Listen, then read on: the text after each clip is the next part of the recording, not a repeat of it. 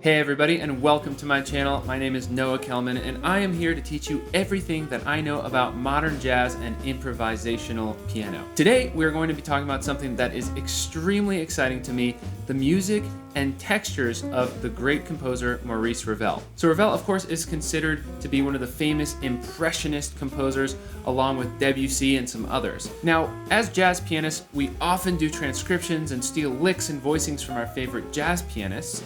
And we're also told we should study classical so we can learn to make our technique better, improve our technique. But the problem for me is I could never possibly learn all the pieces that I want to learn to improve my technique. So instead, what I propose we do is we simply look at the bits and pieces of each classical piece that we love most, and then take those techniques and integrate them into our playing so we can actually bring them out when we're playing ballads or playing jazz or improvising. That is what we are going to be talking about in today's video. But really quick, if you're new to the channel, please consider clicking that subscribe button and hitting the bell to turn on notifications so you don't miss any more videos just like this one. All right, with all that said, let's dive right into it. So let's get started with our first technique here. And ready? I'm just going to take only what I need from Ravel's piece Sonatine. That's it. That is all I need. Literally just the very, very first technique introduced. So just to summarize here, we've literally got an octave. I'm actually gonna play this with my left hand. And it's just a little melody moving in a fourth. And then we can actually just take this middle part of the chord, just a triad, right? An F sharp minor triad, and move it between our thumb and index.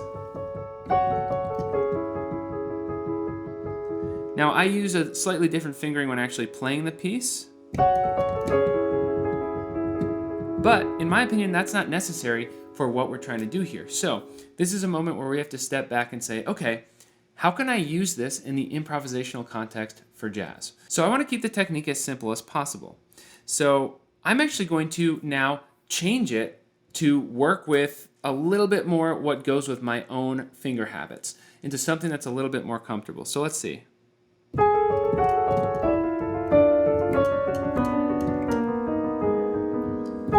So I'm just keeping I'm keeping the concept, right? The octave on top.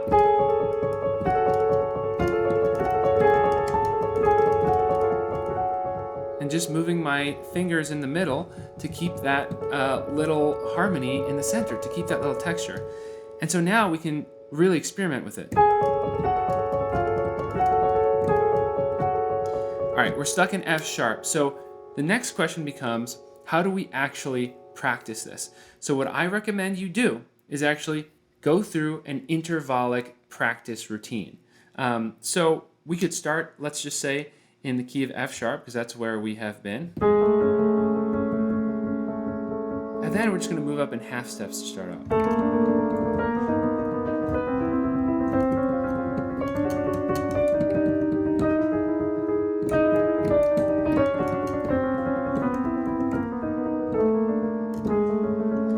So first get really, really comfortable with half steps. Then we can take it in whole steps.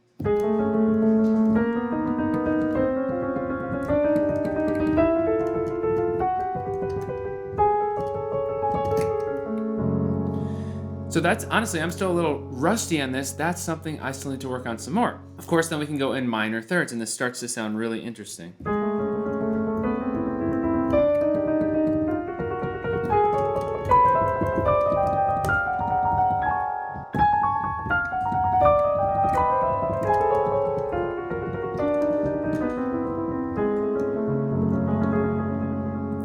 So basically what we've done here is taken the most simple little bit, the most simple little piece of a technique found in a Ravel piece and said, you know what?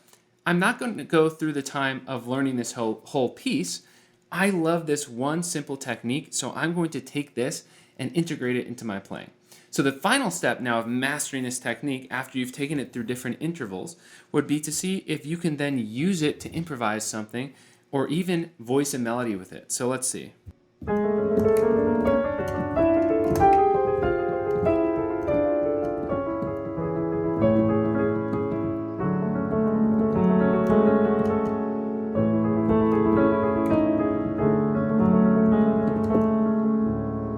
And I'm branching out now into different voicings. So far we've been doing just the minor 9 chord here, right? We can also use this in other contexts. So let's try some other voicings.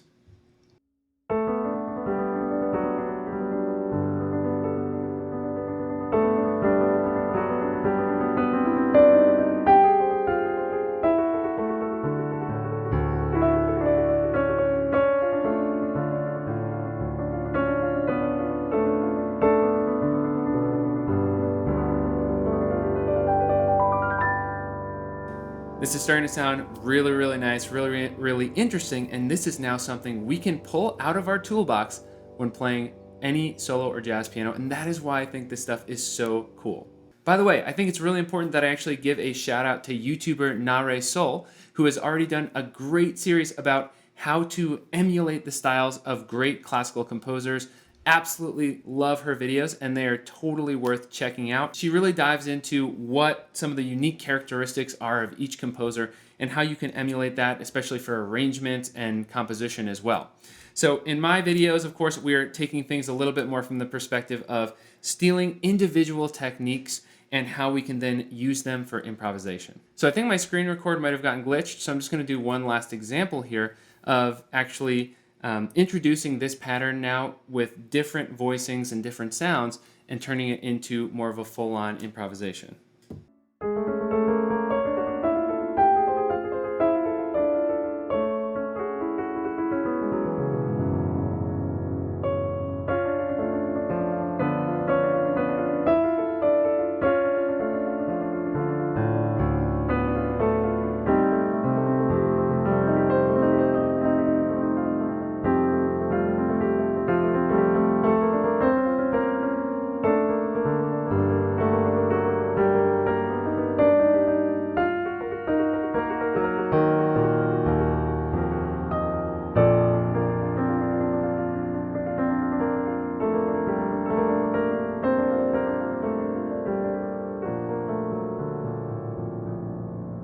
So that is literally just one technique, one texture that we've now stolen from Ravel. And I've now walked you through how you can really practice it by going through our intervallic mastery method. Really quick, if you are enjoying this video, please be sure to hit the like button. I really appreciate it, and it helps me out a lot on YouTube. So now let's just take a look at some other techniques that I've actually taken directly from Ravel's pieces that I love. And by the way, I haven't even learned these pieces in their entirety. I just listen to them, find the spots that I love, steal the technique, and now I have this amazing arsenal of techniques I can use in solo piano to create wonderful textures.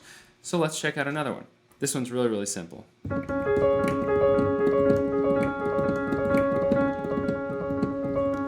So here's how this works. We do it like this. Left hand plays the first note, and then right hand does fingers 3 and 5, and we go like this to start. 1,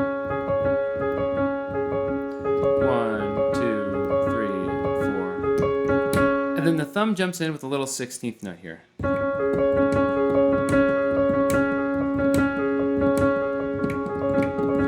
You can get really fast with it. This is actually from the piece Je Do, which I absolutely love. And you can actually start moving it around.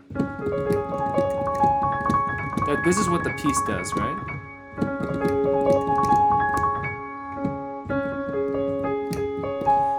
This is another great one that if we practice, we can really use in some interesting ways.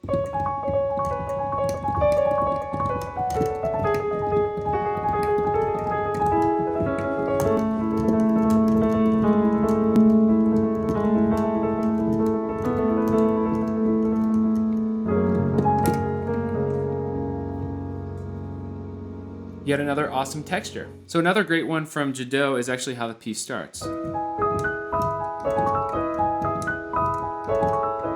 So really, the way I think of this is I break it down into its simple parts. So we literally just have an arpeggio in the right hand, playing eighth notes, and then in the left hand we play quarter notes of the chords in harmony that can coincide nicely with the arpeggio. So we switch to A there.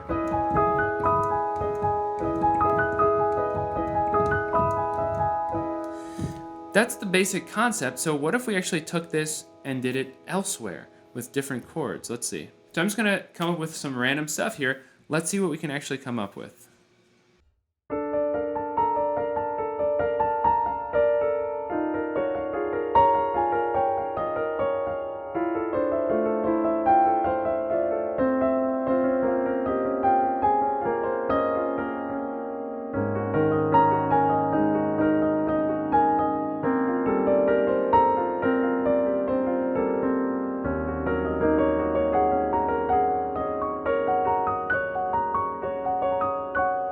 So the point here is, it's not the exact same thing as what Ravel did, but I'm essentially riffing on that technique using this right hand sustained texture and the jumps between above and below the hand to create that really pretty, almost twinkling texture. Now, I think another really important part of this process is also expanding on the techniques, right? So what if I don't even cross the hands too much? So what if I just go diatonically here in the key of E Lydian?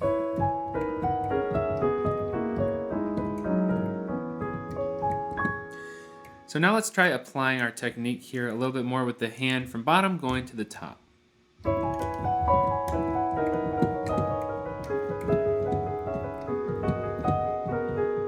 right, so a really important part of this process now is digging a little deeper and strategically seeing if we can apply this technique in different places. So let's just say, let's take a G major chord here and see what we can do with it.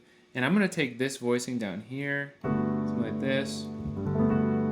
So G major 9 here. Let me see if I can use the technique to create a beautiful sound.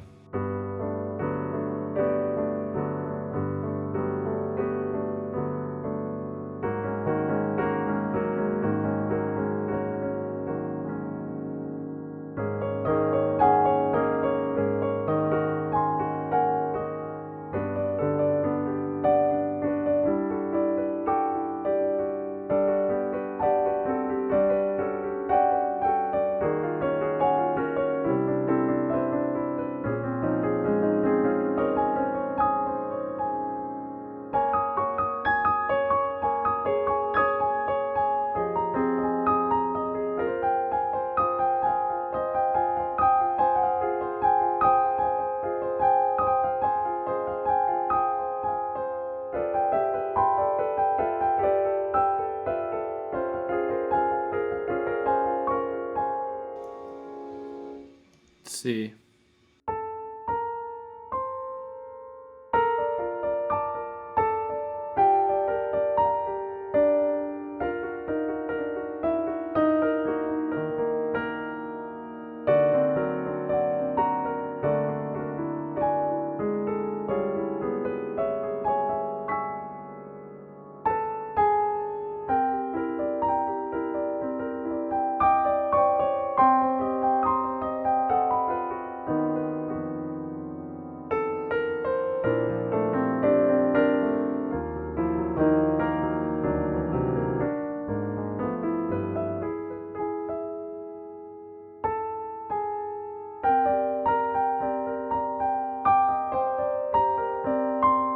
Okay.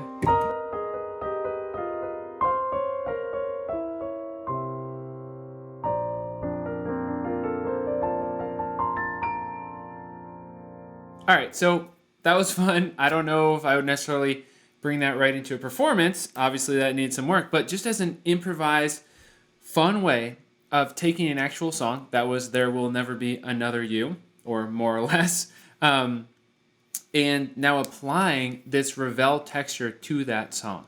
So obviously I had to try to bring out the melody. All right, let's look at yet another texture that I've taken from Ravel and that I absolutely love. This one is actually really, really simple, honestly.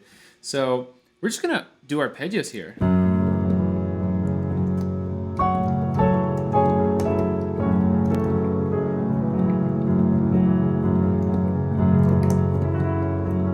So we can go between different octaves. So what I'm doing here is I'm, again, back in F sharp minor, I'm just arpeggiating. Actually kind of like this fingering better, so 4, 3, 2, 1, 4, 3, 2, 1. And this technique is, I believe he uses this in Jadot, and I think he also uses it in, and forgive my pronunciation here, Le Barque. I'm not even gonna try. Just, it's in French. I'm terrible at French. If anyone knows what I'm talking about, please just write it in the comments. I'll write the name of the piece in the description. But the piece sounds something like this, and just for the record, I haven't worked on this, but I have just kind of like looked at the music, and I understand the technique in my ear because I've listened to this a ton. So the real point here is it's a left hand arpeggiated texture and a right hand octave chord texture. So something like that.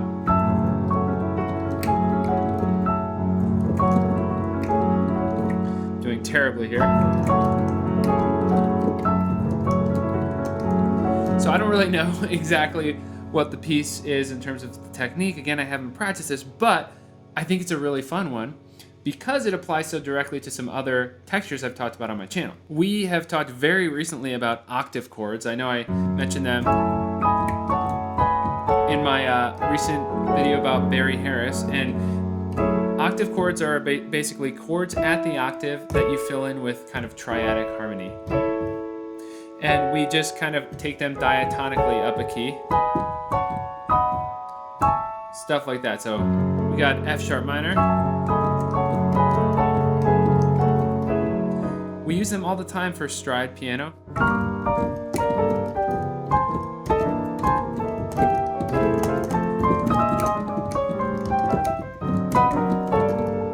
So that kind of a thing, right? What if instead of stride in the left hand, we did these kinds of arpeggios now instead? Really simple technique to steal from Ravel.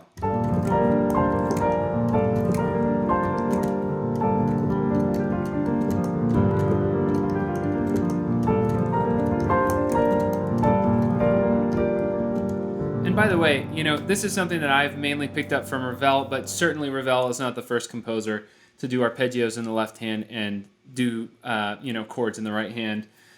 So I'm stealing this from Ravel, but you could probably also steal similar techniques from other great composers. But, you know, we could apply this to a song as well.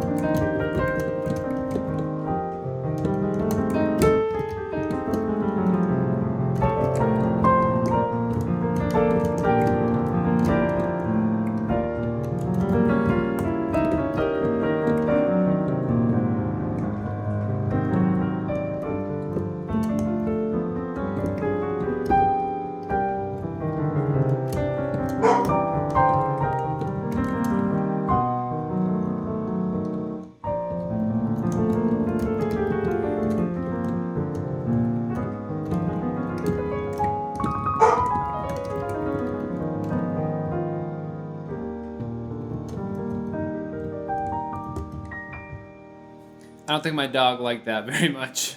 All right, cool. So as you can see here, we are taking these textures, we are stealing them from a great composer. We don't have to learn an entire classical piece. We just go in, we can even learn 1 bar, 2 bars, take the texture and start applying it to what we do, make it a real part of our own playing. That is the point here. Now, before finishing up this video, there is actually another subject I want to talk to you all about. So we've been looking mainly at textures here, but when we're talking about Ravel specifically, I think there are very specific sounds and resolutions he uses harmonically that I would love to go over with you here because they're actually not that difficult, but they sound so beautiful. So for me, the most important characteristic here is triadic motion in the bass. Then we combine that triadic motion with 3 different types of chords that, in my opinion, are the most common. We're going to have dominant chords, usually 9 or 13. Then we are going to have half diminished chords or half diminished 9 chords. And then we're going to have minor 6 chords. So let's start with A flat minor 6 here.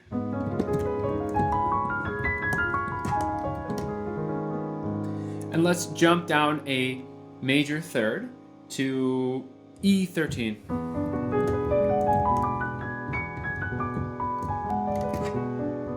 So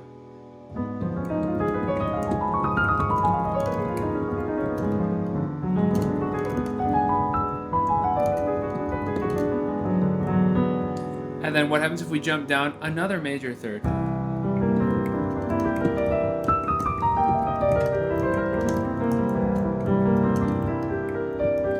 What if we go down a minor third to a half diminished?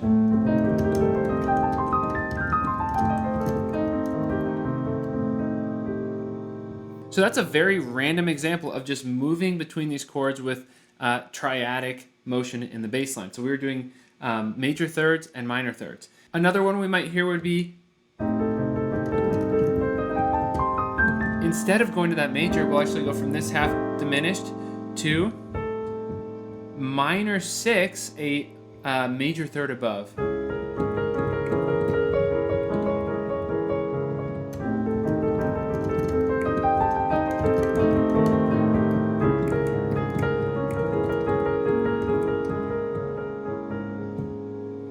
And then we might also do this. And then instead of going to the minor 6, we might actually go to major 6.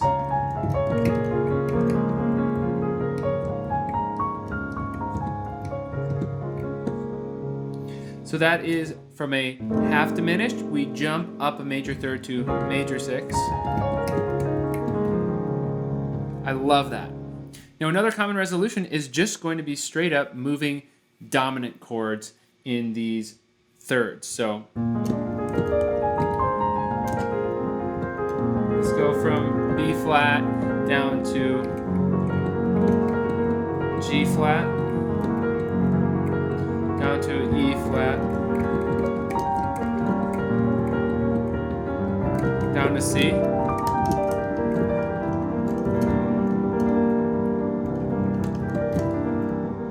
and this is another really interesting one. You might do C dominant and then change the bass line up a major third, and it becomes E half diminished 7.